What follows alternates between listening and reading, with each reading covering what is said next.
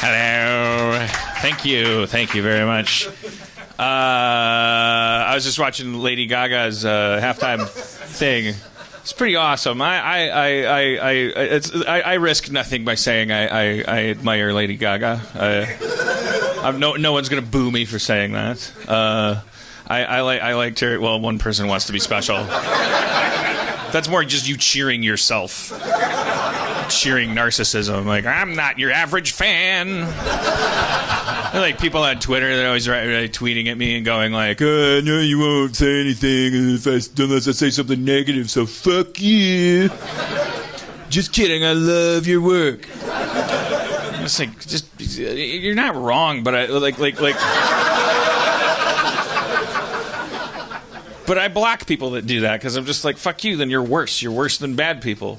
Like if you truly love me,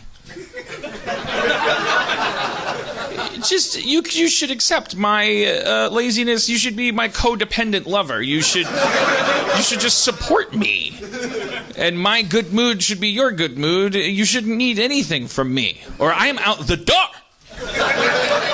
And you know that about me. You've learned that about me. You've put up with 4 years of abuse. You've lied to doctors for me. Too soon? Too soon? 60,000 years of misogyny? What was it, Dan, that struck you positively about the Lady Gaga? First of all, her fucking, not only her, just her wire work in general, just as a decision, is always an amazing. I admire anyone who chooses wire work. From Garth Brooks to Beyonce to anybody. If you say bring out wires, I'm already on your side. I'm not going to side with gravity. I don't hope you fall and hurt yourself. I admire you, and I wouldn't be willing to do it. But then, in having chosen wires, she didn't just. Now, Jeff, as you know, I've been in the shit. I was at Radio City Music Hall. I wrote for the 2006 VMAs. Beyonce, Queen Bee, she came plummeted down on some fucking wires. I watched her rehearse. She's a pro. Stunningly gorgeous, amazing woman, great wire work. She's great. But Lady Gaga, so many years later, starts at the top of the stadium. She jumped off the. She jumped off like a regular person, like. But then it cut wide, and she was doing this like Spider-Man like jiggle on the way down, and I thought that was a cool thing to commit to. Because here's what I liked about Lady Gaga's performance: she did everything that I would do if I was in wires. Like I would also do that on the way down because I'd be like a little spider. She didn't try to act like it's natural that she's like Helen Slater and Supergirl. Also, I want to give some props to the people that created that rig, because those harnesses. Because she was wearing like a very small, skimpy outfit.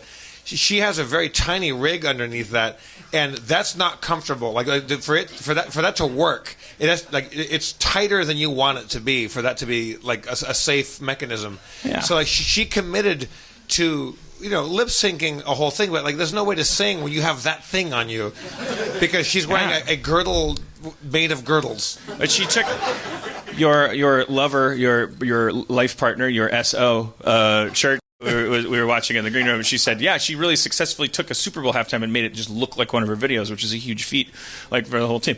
I thought it looked wonderful. I don't understand what was Neil Patrick Harris trying to tweet when he said he was gagging over her halftime show because she's the best. I think maybe did he mean to say gagaing? Or is this new slang from the streets that I gotta catch up to? Man, I was gagging. You're amazing. Your haircut's making me gag. What? Fuck you. Gotcha. It's the future. Now, is NT here tonight? No. NT Kwaku. He tweeted. He goes, "I actually really like that." Like he was down for that. He thought that was super cool. But I think more importantly than Lady Gaga's performance, I think it's time to have a good old-fashioned sports corner.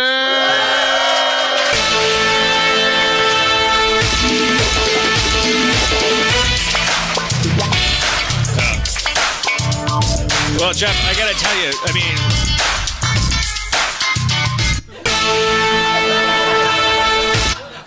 No. So, where do I start? With the The fact that the Falcons lost a 25-point lead in the second half of the game. Oh, shit! Wait, This is the first Super Bowl in history that was won in overtime? This guy did homework. Yeah, because I was looking for Lady Gaga's video. Okay.